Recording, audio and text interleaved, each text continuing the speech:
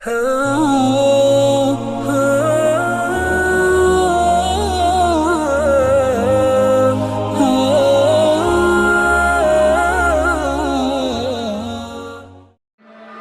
أيها الذين آمنوا لا تدخلوا بيوتا غير بيوتكم حتى تستأنسوا وتسلموا على أهلها ذلكم خير لكم لعلكم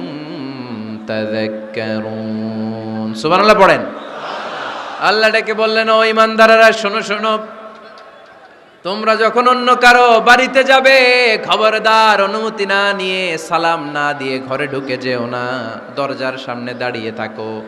দরজার সামনে দাঁড়িয়ে দাঁড়িয়ে তিনবার অনুমতি চাও তারপরে সালাম দাও অনুমতি দিলে ঢুকবা নচেত চলে যাবা ঠিক কি না এই আইনটা কার ফেনীবাসী কি আইনটা মনে রাখতে পারবে কারো বাসায় যাওয়ার আগে অ্যাপয়েন্টমেন্ট নিয়ে যাব আর যে হুট করে দরজার ভিতরে ঢুকে যাব না অপেক্ষা করব ইউ হ্যাভ টু ওয়েট তিনি আসতে বললে এরপরে ঢুকবো মনে থাকবে কারো ঘরে অনুমতি না নিয়ে ঢুকা কবিরা গুনাহ কি গুনাহ আমরা এগুলোর ইসলাম মনে করি না আমরা ম্যানার জানি না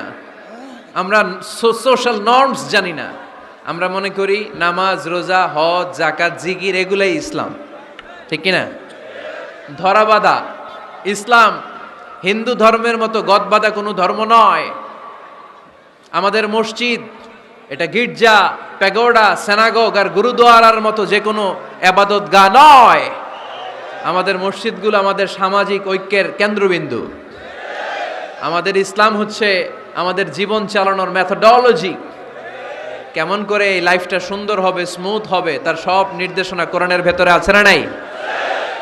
এজন্য বিশ্বনবী বললেন খবরদার কারো ঘরে যাওয়ার আগে সালাম দাও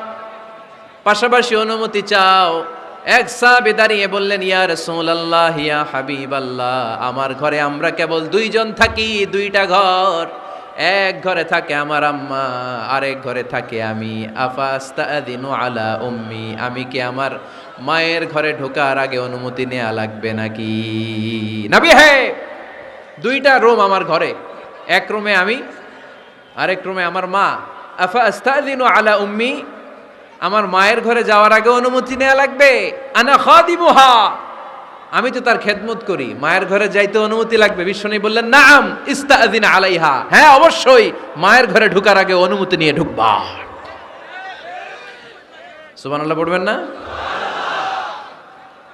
সাহাবী বললেন ইয়া রাসূলুল্লাহ তিনি তো আমার মা অনুমতি লাগবে কেন বিশ্বনবী বললেন আতুহিব্বু আন তারাহা উরিয়ানাতান ও সাহাবী তুমি কি তোমার মাকে উলঙ্গ দেখতে পছন্দ করো নাকি সাহাবী বললেন না কশিন কালেও নয় আমি কখনো আমার মারে উলঙ্গ অবস্থায় দেখতে পছন্দ করব না বিশ্বনবী বললেন তাহলে অবশ্যই অনুমতি নিয়ে ঢুকবা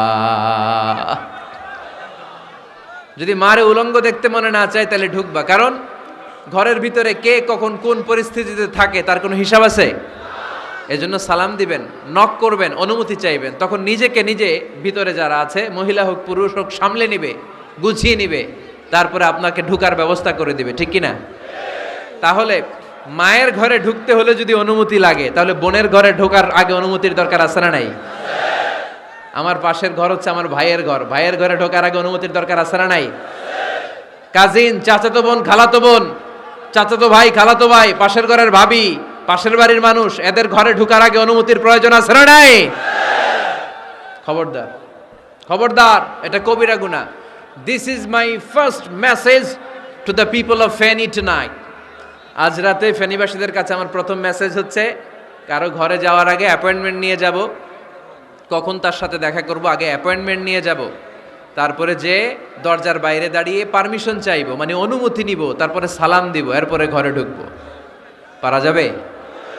ইনশাআল্লাহ পড়তে পারবেন না আওয়াজ করে